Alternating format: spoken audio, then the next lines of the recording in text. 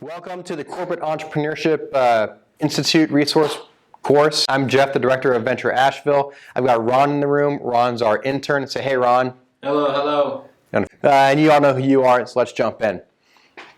I want to address first the elephant in the room, and that is corporate entrepreneurship an oxymoron? Oxymorons, right? Two words that come together that mean opposite things that create their own word. So generally, yeah, we would see, we tend to look at entrepreneurs only in startups, and there's some validity to that. The corporate world is obviously more stable, institutional, it's hard to change, and that's on purpose, right? That's how they become big, large companies.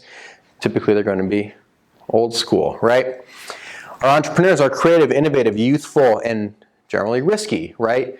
It's a younger business with less capital, with less institutional knowledge, with less people. Things are going to happen, but because they have less baggage, they can react much more quickly. There's typically two definitions of corporate entrepreneurship. These come from the book Corporate Entrepreneurship and Innovation.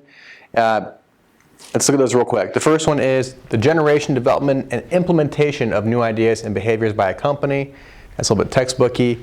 Obviously, it's the sum of a company's innovation, renewal, and venturing efforts.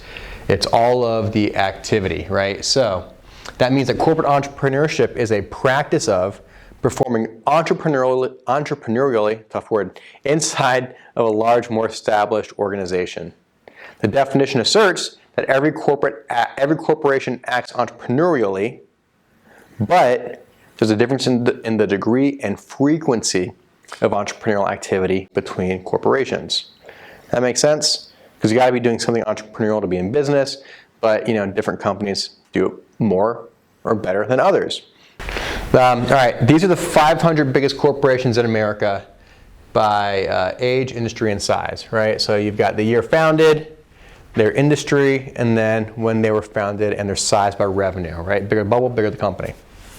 If you look at one of the oldest ones on here, right, we've got Colgate-Palmolive, 1806. Everyone knows Colgate. You think of toothpaste. Palmolive is dish soap in the household good products. Third, fourth, fifth oldest company on here. You think of, I don't want you to think of Colgate as an old school company and it's not taking risk or creating new products. Instead, consider how many products are in their oral care, home care, personal care, and nutrition. And these are just brands. Each of these brands is going to have multiple products. Each of those products has its own life cycle. Right? How many times have you bought the same toothpaste twice? Even the packaging is going to be different. You don't become a 220-year-old company making the same toothpaste every year. There's an incredible amount of corporate venturing going on here, right? An incredible high amount of product development, market research, packaging design, marketing, sales. They just do it really, really well. A huge corporation, but also incredibly entrepreneurial. Through this series, we'll share the practices you can use in your corporations to act more entrepreneurially. We're going to start with the difference between managers and entrepreneurs. We're going to look at things like profit leaks and everything in between. We're going to get started talking about the difference between managers and entrepreneurs.